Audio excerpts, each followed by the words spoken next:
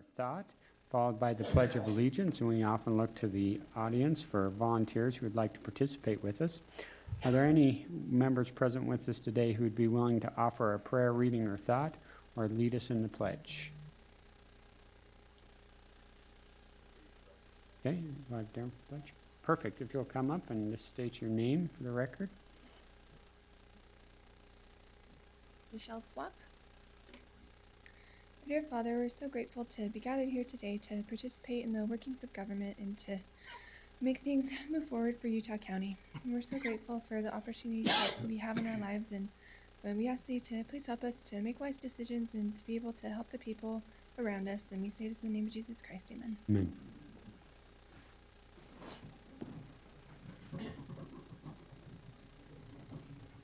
Please follow me in the pledge. I pledge allegiance to the flag of the United States of America and to the republic for which it stands, one nation under God, indivisible, with liberty and justice for all.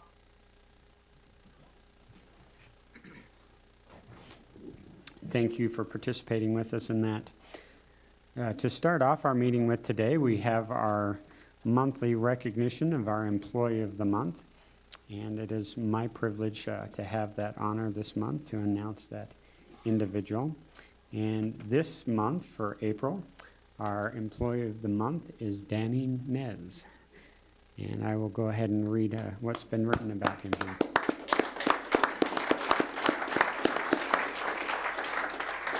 So it says, it's my privilege to nominate Deputy Danny Nez for Employee of the Month. Danny has worked with the Sheriff's Office for the past 23 years and has worked in several divisions to include animal control, housing, and jail industries. Danny was assigned to work in the Jail Industries program in 2013 and is currently the deputy in charge of the Jail Industries program. Danny has the knowledge, work ethic, and personality needed to be a successful leader. Danny is very outgoing and doesn't shy away from hard work. Danny is extremely positive and a great team player. One of Danny's best qualities is his willingness to help or train his fellow staff. Danny often stays late to assist other staff with criminal charges, book in evidence, or interview suspects. Danny is highly respected by his team members and is a true leader. As a member of the Corrections Apprehensions team, Danny has been very resourceful in finding and training fellow staff new techniques to improve the team. Danny has assisted with many investigations that have led up to the apprehension of several inmates that have escaped from custody. Danny's positive attitude, dedication, and outstanding service are just a few of the reasons I am proud to nominate Danny for Employee of the Month. Again, congratulations, Danny. You can say a couple words if you want, or you can come grab your stuff. Thank you. Would you like to say anything? Just say that I'm really grateful to work for the Utah County Sheriff's Office, so looking forward for my retirement. Well, come on up here. We got some stuff for you. Did you say you're looking forward to your retirement? There you go.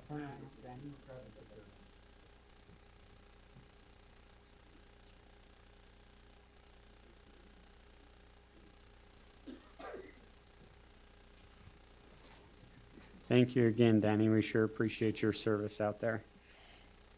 All right, we'll now go through the process of building our agenda. All items will move to consent unless held or otherwise noted. On our consent agenda today, we have 11 items. Were there any items that needed held from consent for discussion? I did not see any that I need help. Okay, I did not have any either. We will then look to our regular agenda. We have 10 items on our regular agenda, including our closed session items. I actually did not have any of these I needed held for discussion. Commissioner Lynn? I think number one is a presentation that we need to have. That's correct. And if we could hold number 2 for some discussion, and then I'd like Dave to explain 5 and 6 as we're both sitting on that board. Okay, we can do that. All right. With that, we'll look to Ralph Clegg, who has a presentation of the National Public Health Week Friends of Public Health Award. Thank you, Commissioners. Again, Ralph Clegg with Utah County Health Department. I appreciate this opportunity. Each year, in the first week of April, is the National Public Health Week.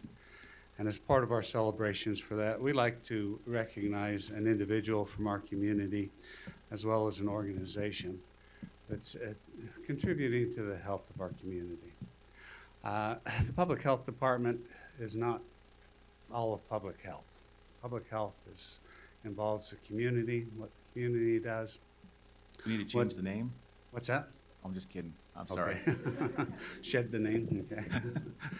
But it's what the community does, what many community organizations do to support public health. It's what our medical community does as well, to support the health of our citizens. And so it's always great to have an opportunity to recognize some of those efforts, and that's what we'd like to do today. Again, we're grateful for the partnerships and the associations we've had with many individuals. So I'll start first with the organization. The organization we'd like to recognize this time is the Spanish Fork Active and Healthy Communities. And I'll ask Councilman Mike Mendenhall and Susan Chapman to come up if they would, so that you get a good view of them as I read through this nomination. And we appreciate them being able to come today. So just come up here. Yeah, wherever you're uncomfortable. Yeah, right here, yeah. With a growing community of over 37,000 people, Spanish Fork City works hard to ensure a high quality of life for the residents. In 2016, Councilman Mike Mendenhall and Susan Chapman, a city resident, along with the efforts of many partnering agencies, created a community board and began the Spanish Fork Active and Healthy Communities movement, where residents commit to be more active to improve both their physical and mental health. The board provides resources and links residents to evidence-based health education programs. The Active and Healthy Board disseminates valuable health-related information, which helps promote physical activity, good nutrition, living well workshops, prevent type 2 diabetes classes, mental health messages, and current initiatives like Speak Up, Opt Out, Throw Out. They utilize a system of social media and city local resources to relay information to residents. Their Facebook page has over 1,900 followers, and they collaborate with other community pages with over 13,000 followers.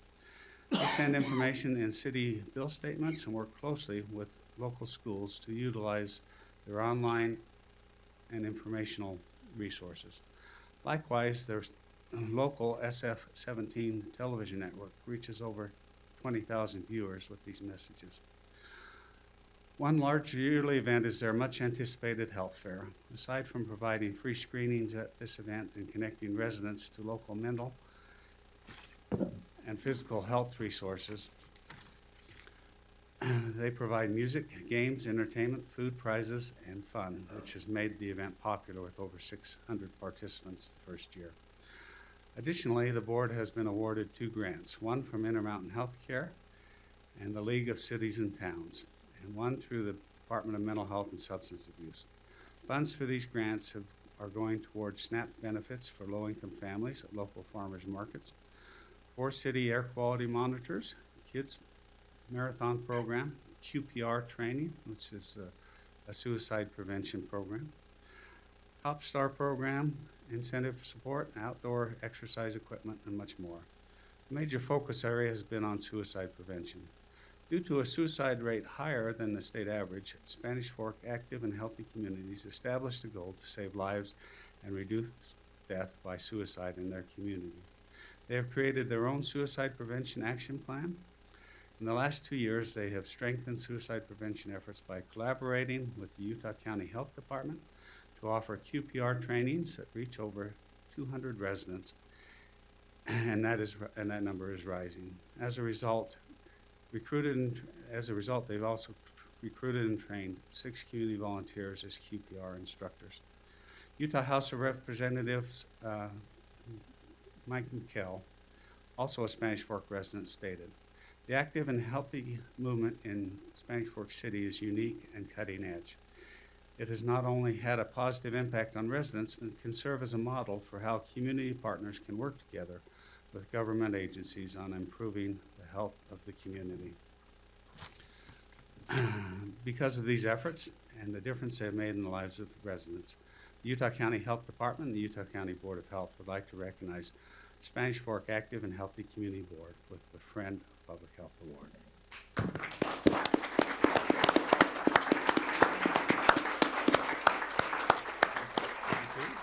If you'd like to get a picture with the commissioners. Yes.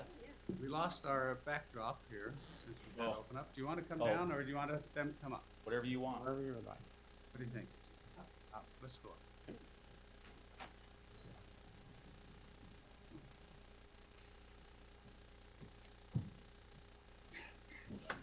you. Congratulations. Thank you.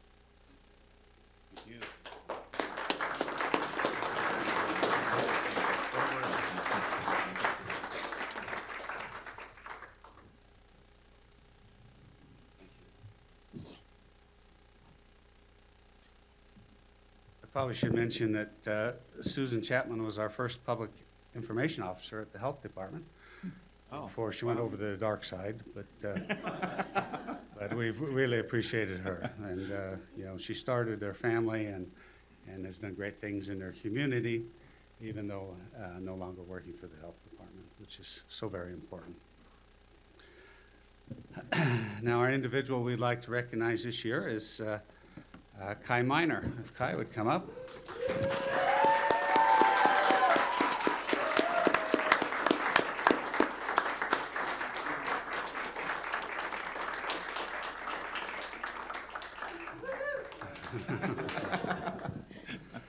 Kai Miner, who works for Intermountain Healthcare, consistently goes above and beyond her regular work assignments with her trademark enthusiasm and big smile.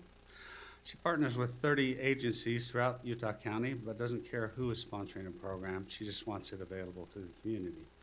She's partnered with the Utah County Health Department for 16 years with health promotion, WIC, nursing, senior companions, and foster grandparents, and substance abuse prevention.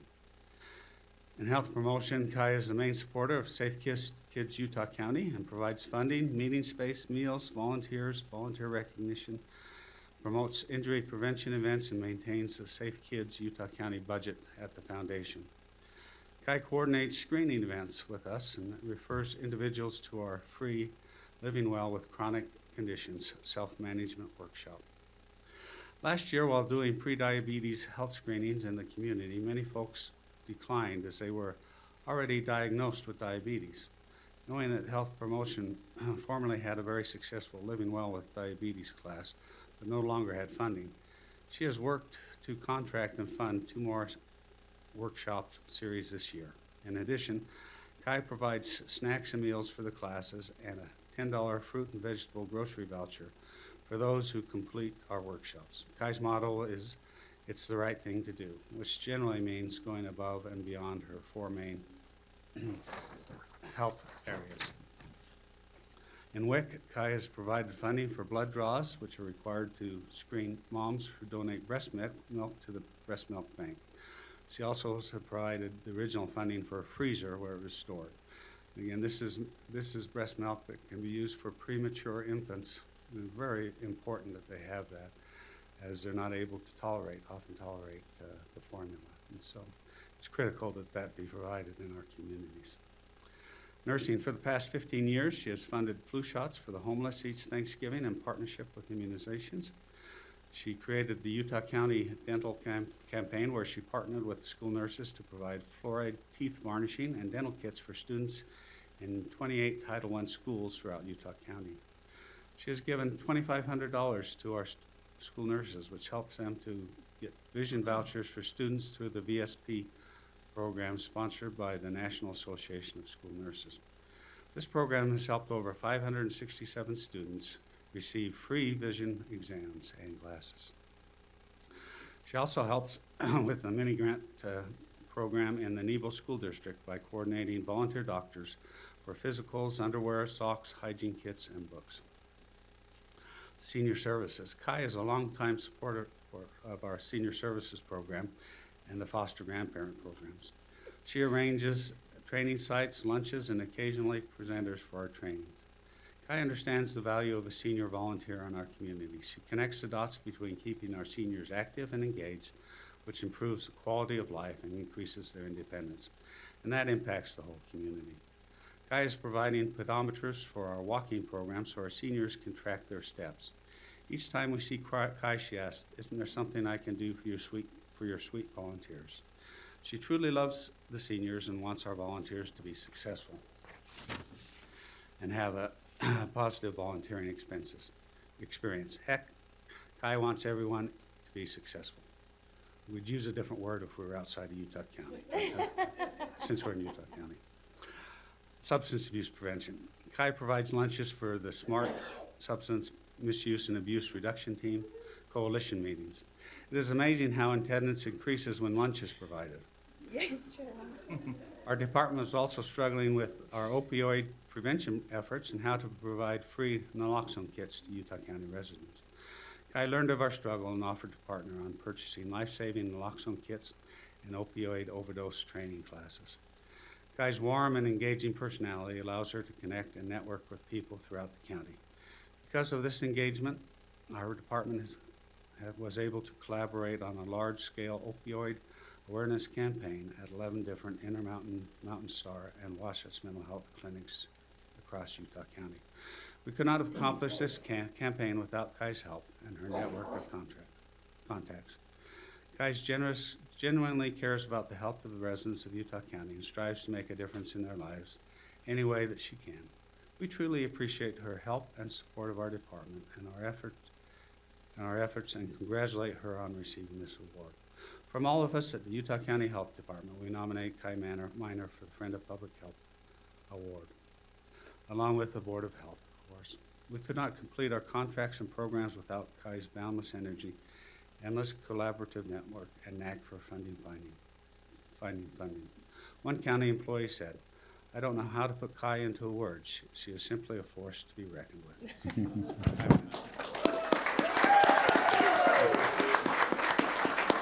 I might mention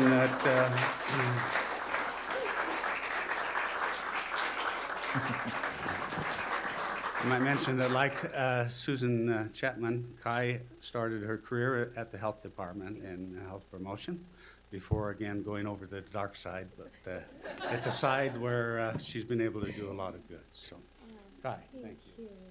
We sneak up here for a picture? Can I say something really Absolutely. quickly? Absolutely. Oh, I'm sorry, really quickly. So here's the thing. 20 years to this very month, I was hired on with Utah County Health Department, thus beginning my career after my master's. I was able to work as a health injury prevention educator. And then 3 years to the month, I was switched over to it isn't funny. I still will answer the phone sometimes, Utah County HET, and I'm like, no, Intermountain. I've been with Intermountain Healthcare now 17 years. So literally to the month, 20 years, I began my career in health. But I have to say, when you start with a county, you bleed county. And dare I say, friends, like so many wonderful, sweet friends in this room. It makes it so easy to always know like what needs are and to be able to contact them. And I love the fact they know they can contact me and that we can work on that and leveraging partnerships. There's so many great things they have and there are things that I can do. And if we can leverage and make the health better general, that is what we're all about. And Ralph is amazing, and I've known Ralph for the 20 years too. So anyway, thank you. Thank you so much for this. And thank you, friends, for making this happen. Thank you. Thank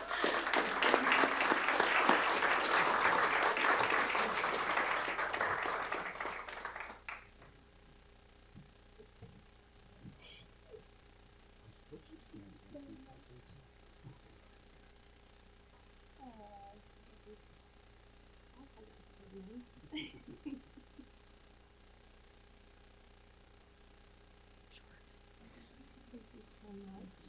Again.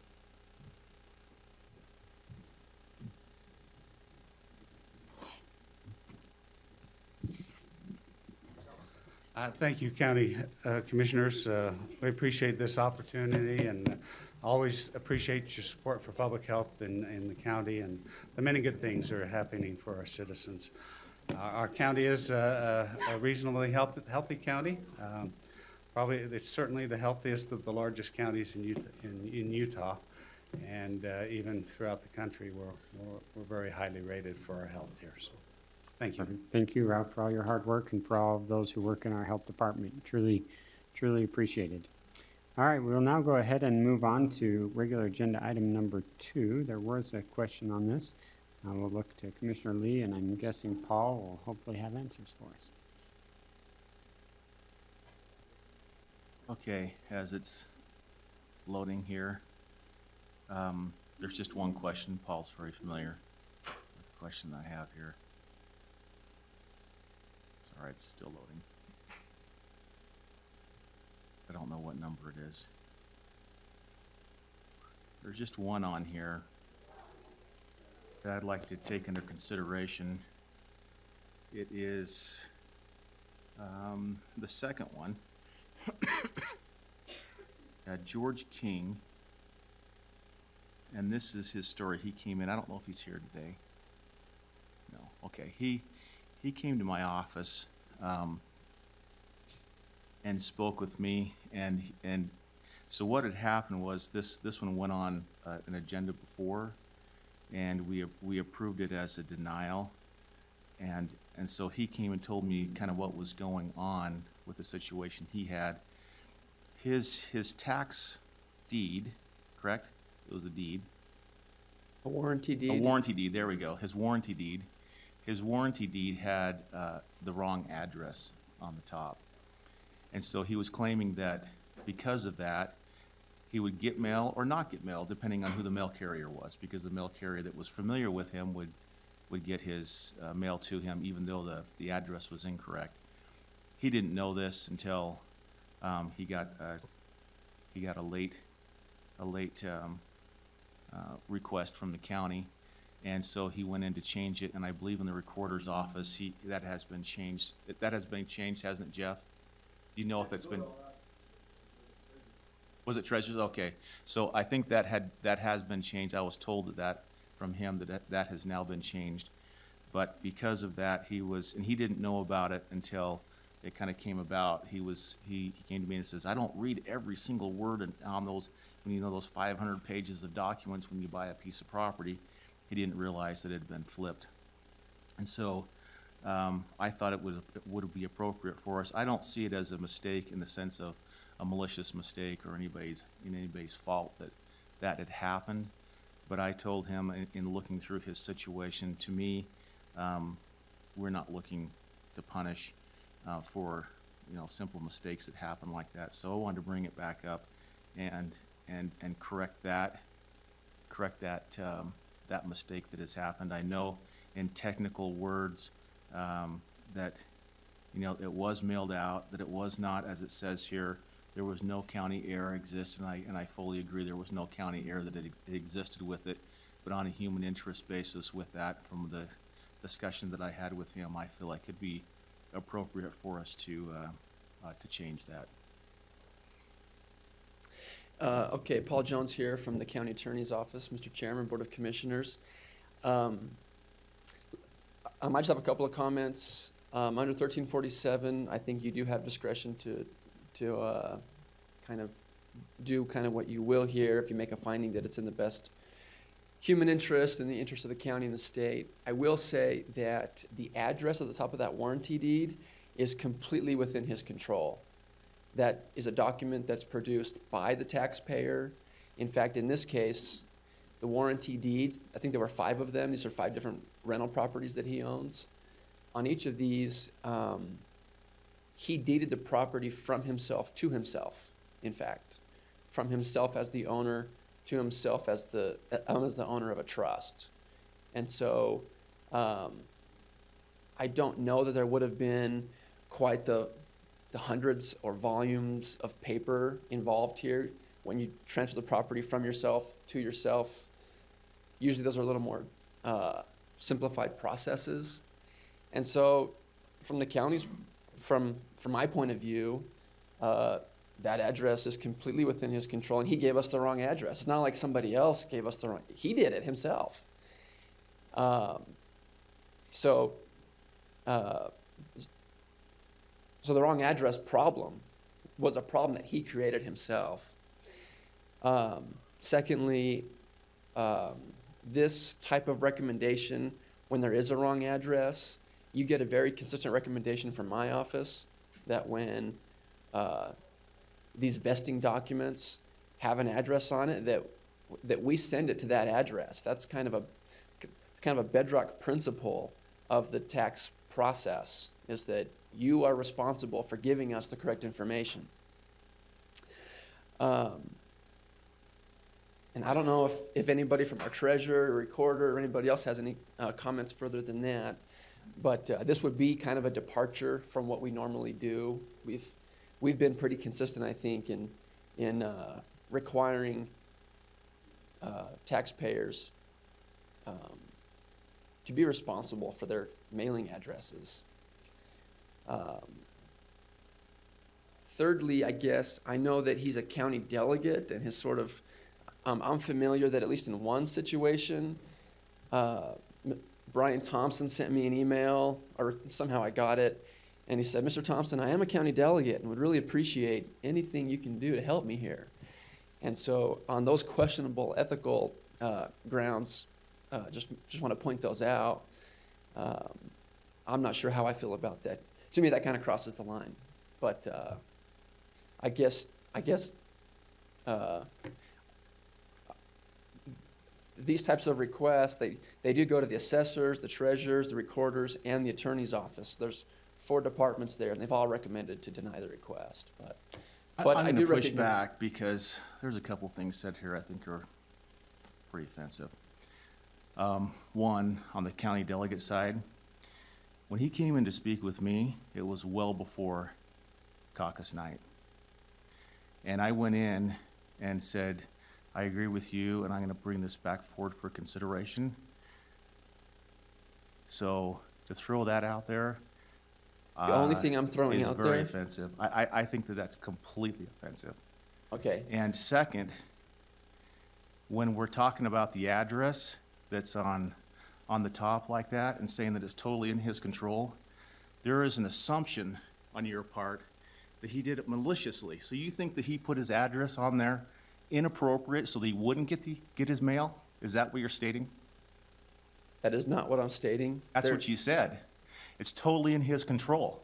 I did not If say. it's totally in his control, then that means he did it on purpose.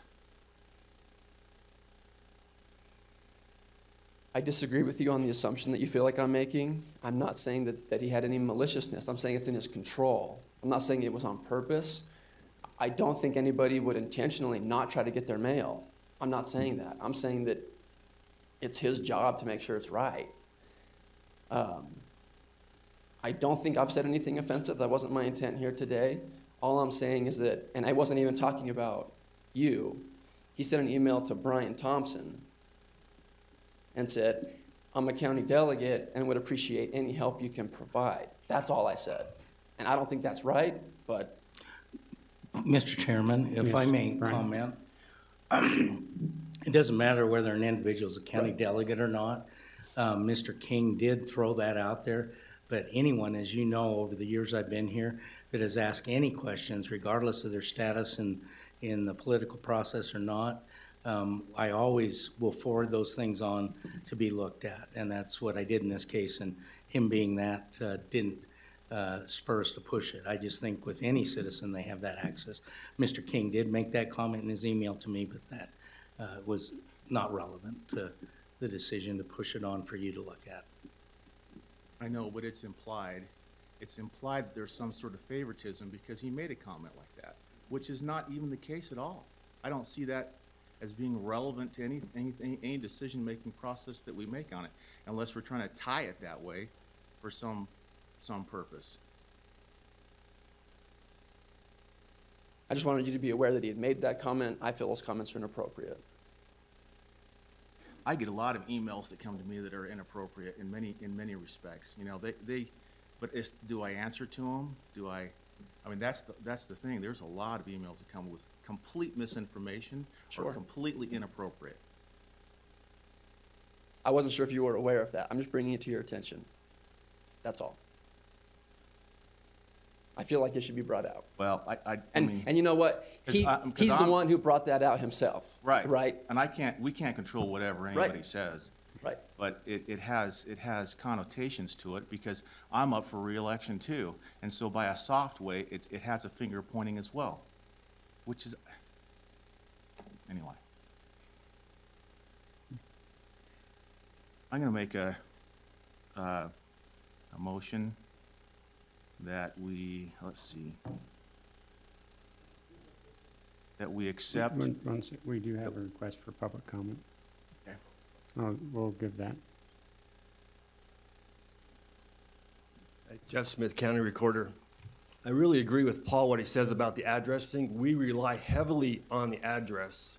If an address is on a document, that's almost, they're asking to be sent there. We have to send it there. There's no way that we can say, oh, we don't mean to send it there. For years, we've gone by the stance that we mail it to them and they're responsible for it. For us to all of a sudden say, okay, now we're gonna go back on it, it sets precedence for the next person to come in and do the same thing. He has 5 rental properties. He should be on the top of what he's doing for taxes. I'm sorry, but he should be. I totally agree with Paul. We go beyond what we're supposed to do as a county by far to help our individuals and to let them get away with something like this. I just think it's wrong. You need to look at it again and not come down on your employees so hard. We work together as a team and it needs to be that way, so Has thank you. nothing to do with the employees, Jeff. I'm saying there's no fault at all with this. There's not our fault either. It's his fault. He wrote the wrong address. There was no malicious contact in it. The wrong address was there, so why are we responsible for that? So you think he on purpose No, wrote he the wrong? didn't. Then It was what just happened? wrong. It was a mistake? It was a mistake. but Okay, that's what I'm getting at. It's It was his a mistake. so he should pay for it. Why should we have to say, okay, everybody else that makes the same mistake gets the same So when thing? somebody does a warranty deed, who usually fills that out? The individual? The Or individual. does the title company? The individual and the title, if you look at that Okay. document, it came from his lawyer. So is it possible that the lawyer or somebody else maybe saw the numbers wrong and flipped them? It was a mistake, I get it. That's the but point. it was a mistake made by them, not us. I get that, and I'm not saying, We're not I'm either, not but why saying that should we you, be responsible for their mistakes? wait. Let's get back to responsible. Responsible in what way? Well, you're saying that we should Not let, collecting the have them, tax? yeah, that they don't have to pay their penalty interest because their address was wrong. That's the point. It's not that he does not want to pay the tax. He wants to pay the tax. Yeah, It's I the understand that. penalty and the interest that's at stake here. But it's a little, Which it's is how so much? little. I'm not sure how much, but I just think that they should pay that because that's their mistake. Okay, fair enough. Fair enough.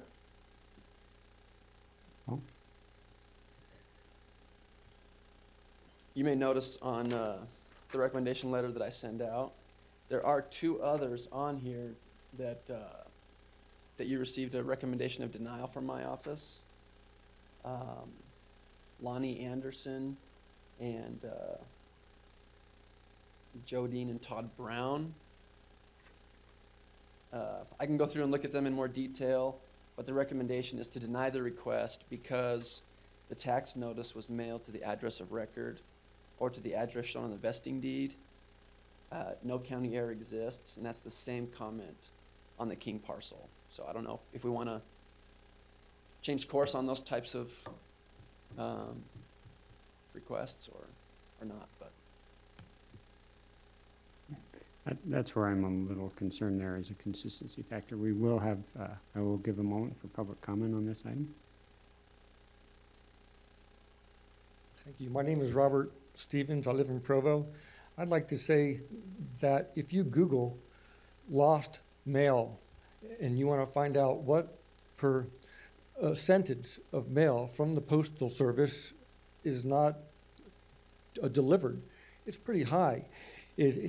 It's high enough that if you then consider the population in the county and the people who receive these notices, it's amazing that we don't have more than we have. I am completely against any kind of excessive action against the public who for some reason or another, because stuff happens, that they are fined excessively or lose their property. You know, just last week, I was trying to get a mortgage, and I found out that in 2014, some auditor for the IRS went back and said, you owe $285. So, and that shows up on my credit score. And as a result, it's going to cost me tens of thousands of dollars because I have a much lower credit score than I should have. So stuff happens. Mail is not accurate. If you want to argue that the mail is accurate, but you can't,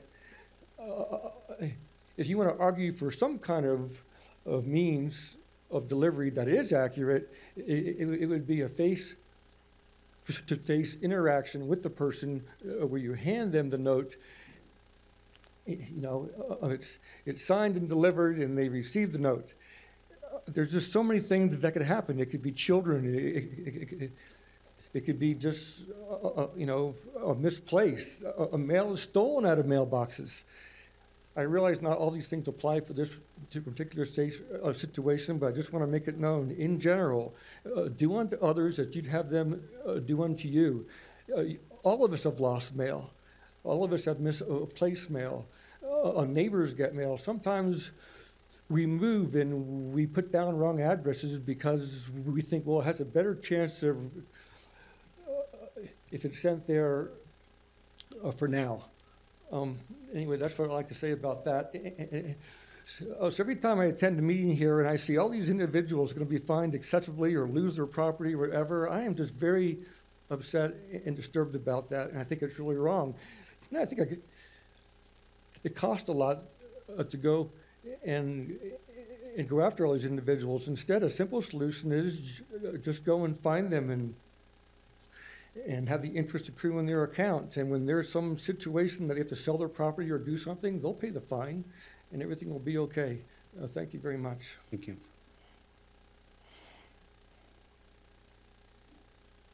All right, seeing no additional comment, we can bring it back up here. I just, and this is for me, it's a human interest in sitting down with him and talking about it. I believe him. I'm not saying that he did not put down those. I just can't get past. He's not going to put an incorrect address on a warranty deed. I just can't get past that. That won't happen. If I think there was some sort of mistake between him, his lawyer, the title company, whoever it was, I think that to me is the truth. And because of that, there's been a situation in which he didn't get the mail for one reason or another. As soon as he did, he came down, and I don't know if he paid it right off or whatever the case may be, but he's upset, and I think rightfully so that he gets penalized on a basis in which he feels like, wait a second, if I'd had that information, it would have been paid. So on a human interest basis, no fault of the county employees. I agree that there's no fault there that exists. They take the information that is there. He even said, well, how come we don't, he says, I get the tax notices. How come I get the tax notices and it has the correct address, but I don't have it here? How come the county doesn't look at all the different addresses? And I said, they can't do that. We don't run all the addresses. We take what is there on the piece of paper, and then it's mailed out according to what's on the piece of paper. We don't go back and forth and check all the addresses that are possibly out there. And so with that on a human interest basis, and I think that if others were to come up and say yes as well, that there was circumstances that were beyond our control, I would hope they want to pay their taxes. It's just the interest and penalties that become problematic. I don't see us as an interest and penalties collector in which we're collecting all those. I realize that we have those in place for motivation for individuals to pay that as much as possible. But in this case, I'm looking at the human interests of an individual who is concerned about it. And I would do that with any individual who came walking through my door with this kind of question to say, here's a problem, here's what's going on. He did correct it. He made sure that it's corrected. It's now corrected. So he doesn't have a problem with it going forward. And so with that, I would, unless... I guess my biggest concern here is trying to make sure we have equal application. you know, and so I guess Sure. that's where I'm a little hung on this one. Yeah. There's other people even in this one that were mentioned. We don't know their circumstances. They didn't take the initiative to come in, though. He obviously took an initiative to come in to not only correct it, but to plead his case, which is notable. And that's my only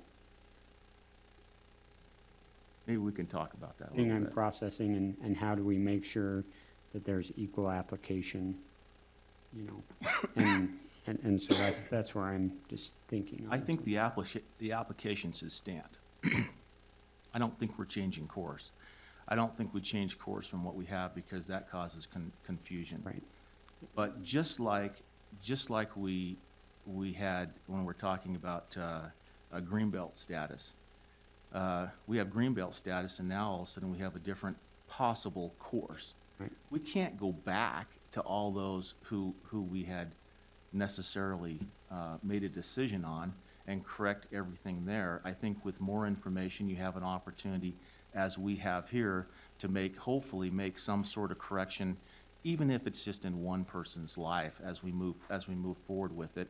And then in the future, we keep everything intact the way it is, because I think it's correct that you know, if we mail out those notices and they're not attended to, if there's incorrect addresses, all that, we're just going to have to work through it on a one-by-one basis as they come before us. But we can't go back and correct the past with everything, nor can we be responsible for every single address that might be out there, or the correction of knowing if that address is the correct one. Because if we had two in the county, which one's correct? We don't know. And so we just have to go with what's on the document. So for me, again, it just comes down to a human interest aspect, and I feel comfortable with you know, accepting it, knowing that we're not changing the process. Fair enough. We'll entertain a motion. So I'll make a motion that we accept the request with findings on a human interest basis, and also recognizing that there is no county error that existed in this. It was just a simple mistake that happened, and that happens on the George Gull King parcel number 36,617,0020, and the remainder that are on there, there's like 5 of them. Okay, I will, suspending the rules for this meeting, given the absence of a third member of the body, I will second that motion. And there's no way I'm going to reverberize that, so as stated, with the notation on the George King parcel, all those in favor, please say aye. Aye. Aye, that will carry 2-0.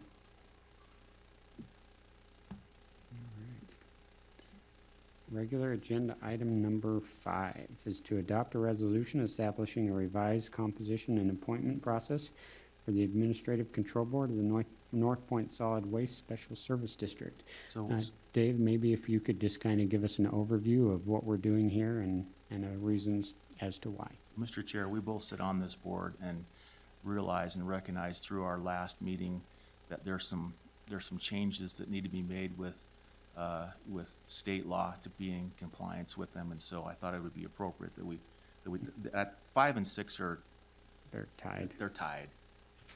Yeah, they are, and this is just trying to clean up to some extent the board process.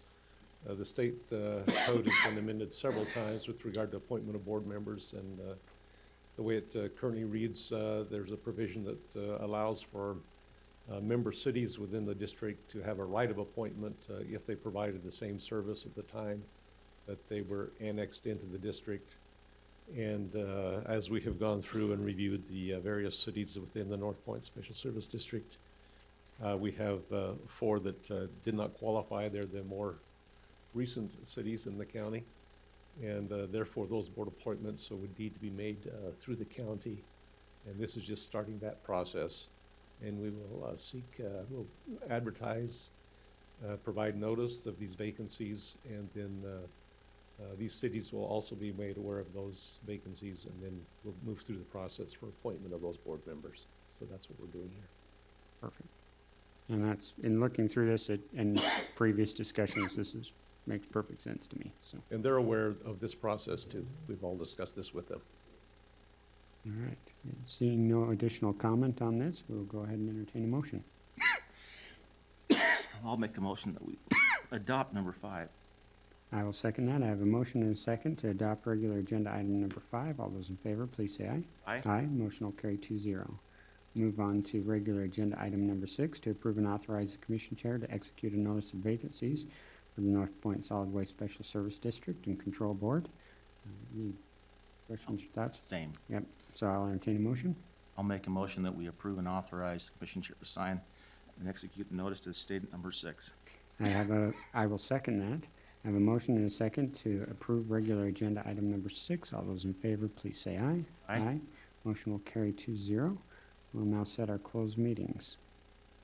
I'll make a motion that we strike number 7, number 8, and number 10. I'll second that. I have a motion and a second to strike regular agenda items number 7, 8, and 10. All those in favor, please say aye. Aye. Aye. Motion will carry 2-0. I'll make a motion that we approve and set a date, time, and location for a closed meeting to discuss the character, professional competence, or physical or mental health of an individual or individuals at this date, at this location, following the completion of our regular agenda. I'll second that. I have a motion and a second to approve regular agenda item number 9. All those in favor, please say aye. Aye. Motion will carry 2-0. We now have a work session item as a presentation by the Housing Authority of Utah County. Yes, I don't see Linnell here. You know if Linnell's, I don't see her. We will probably We'll have to put it off. table and put that one off until next time, hopefully. All right, we would open them, yes. Work session items, I don't think. We don't have to do take action on anything, do we? those. Yeah, we'll just, Yeah, we'll Yeah, just we'll put just- it on for next time. We don't have to take a formal action on it, though. No. Okay. All right, with that, we will open for general public comment.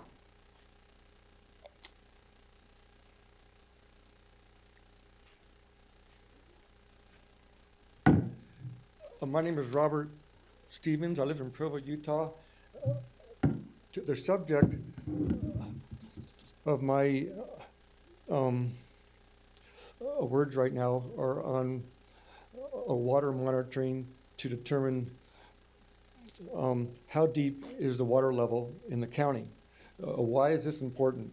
This is important because it's used by the county health department to determine whether or not a property is buildable or not, and what kind of wastewater treatment system should be installed. The difference between an inexpensive wastewater treatment system and an expensive wastewater treatment system is a difference of about $26,000.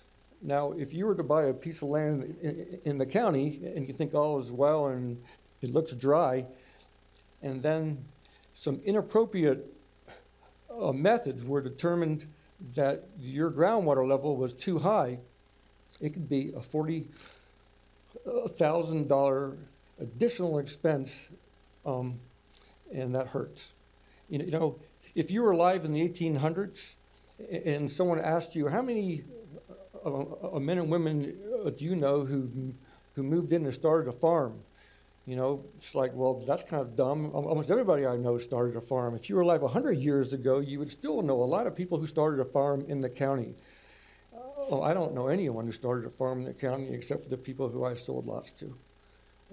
And yet, like around 98% of the land is still owned in the unincorporated areas outside of the towns. I like to point out that I don't think that the groundwater level monitoring was ever performed according to the code of the state of Utah, and I'll explain why. This is a pipe. If you imagine it has holes in it, and it is about 8 or 10 feet long, it's called a piezometer or piezometer. I haven't been able to get how to pronounce that word. So according to the code for the state of Utah, which I've now read many times, you dig a 10-foot hole and you put a pipe in. And if you go to Home Depot, you'll get a pipe that's got holes all the way down. And And when I did it, I had no instructions, and it wasn't until later that, after a lot of reading, I realized how to do it. So most individuals then will just go in and put some gravel in the bottom of the hole around the pipe. It's too expensive to actually put a rock and gravel in the entire hole. So the proper way to do it is to go find where the water level is in your hole, and then only go and fill rocks up to there. Now, if you go and fill the hole in around the pipe with dirt, it's possible that when you flood irrigate, it's going to go and fill water into the pipe and raise the water level inside the pipe. And then if the health department sees that and they measure the water level inside the pipe, they'll get an inaccurate measurement. Okay, so what do you do about that? It's possible if you flood irrigate, if there's a lot of snow melt off, if the inflow is greater than the outflow, you're going to get an inaccurate measurement of water. So the right way to do this is to only drill holes in the part of the pipe that will be in the water itself. As the ground water level rises, it will rise inside the pipe, and you'll get a correct measurement. So I don't think it's I think it's possible that it has never been performed right here in the county. The other way that it is used here in the county is they go by what they call soil mottles, and this is just a line in the soil. I've called up geologists, civil engineers, groundwater specialists, and I asked them about mottles. No one's ever heard of it. I looked at the code for the state of Utah, and it's mentioned once. So my argument has been, so the health department says, well, in the springtime, when the groundwater level is the highest, it creates a line in the soil. It swishes up and down and it creates a line. That sounds fine, right? Except for the water levels are at all sorts of heights, all depending on how much water ran off of the spring. And so then you'd expect to see models at different heights.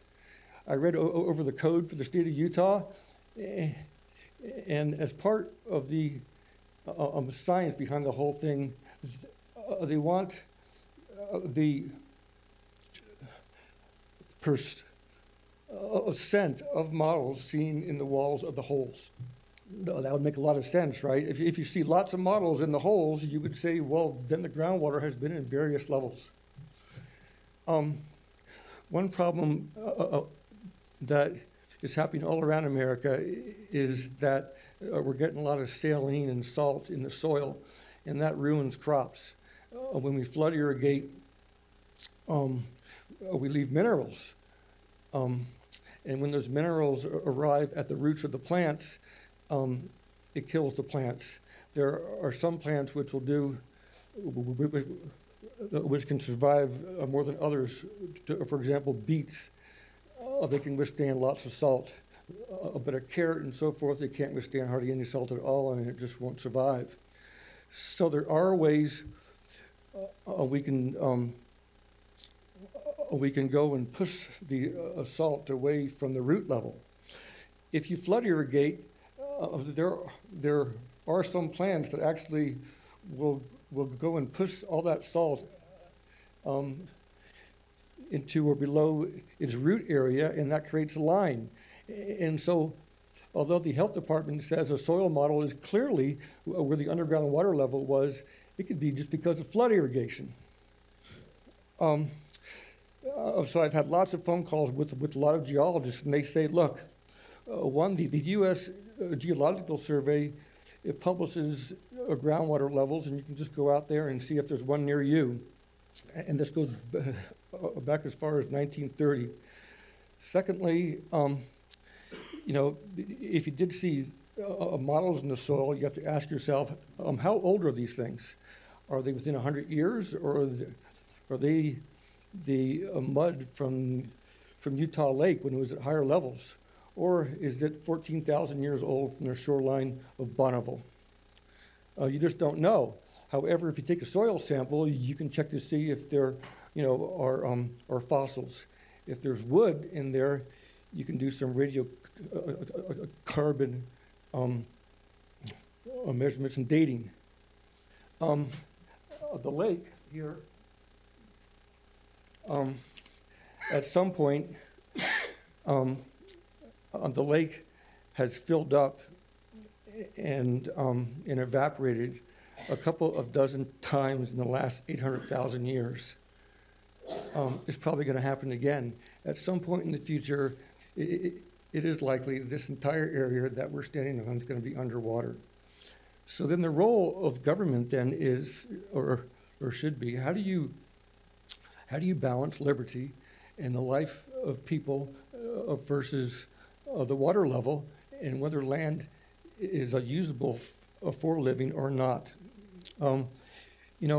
There are all these rules for, well, the wastewater treatment system has to be so far away from a well, so far away from the property lines and so forth, but when it's all done, you'll still have animals on your property. You'll still have cows and horses and so forth, and they just go wherever they want to, and they go and contaminate, So I'd like to,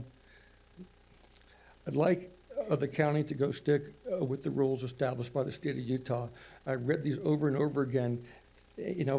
I've talked to a lot of geologists, and they say, if you're not sure, just go dig more holes and have more of these piezometers. And after monitoring in the high water levels, you'll get a good idea of where the water level is. The worst thing you can do is what happened on my property, where you just look at something and you say, there's a puddle of water, that must be the underground water level. If you see water on asphalt, is that the underground water level? No, of course not. If you see it, in a shallow hole, it may be or it may not be. You just don't know. I think that the laws established from the state of Utah are good. Any kind of deviation or ignoring the laws just it causes trouble and heartache and more expense for the public. And lastly, you can create all sorts of drainage systems as we did in our property, and it lowers your water level, and that needs to be all taken into consideration. Lots of houses in Provo have pumps in the basement. If the water ever rises and up to the level of your basement, it activates a pump, and pumps it out. So there's all sorts of remedies, and this is science, and I think that science is reproducible. And if the county was the best source of this science, then that's one thing, but I don't think they are, and I like to see it in the free market. I like to see lots of civil engineers who are licensed in groundwater and so forth have the ability to go out there and monitor water and establish it for the county and so forth. I don't think it should be a monopoly anymore. I think it's vicious, and I have a long history with it. Thank you very much. Thank you. All right, seeing no additional public comment, we'll go. Oh, sorry. Yes, absolutely. Jeannie Bowen, Utah County Treasurer's Office. So we've been watching live on the thing, and going back to the appeal for, I'm sorry, I forgot his name. For what? George King. We really like when things are clear and follow the rules versus switching. The gentleman had been able to get his notices for multiple years. Had been wrong for over 10, and so he, to open that can of worms now, where you then say, hey, who else do we start abating and wiping off penalties and interest because of their errors? And so I think, it frustrates our office when we are trying to follow the rules and then things just get overridden. So, thank you. Thank you. Any additional public comment? Seeing none, we will go ahead and move into our closed meetings.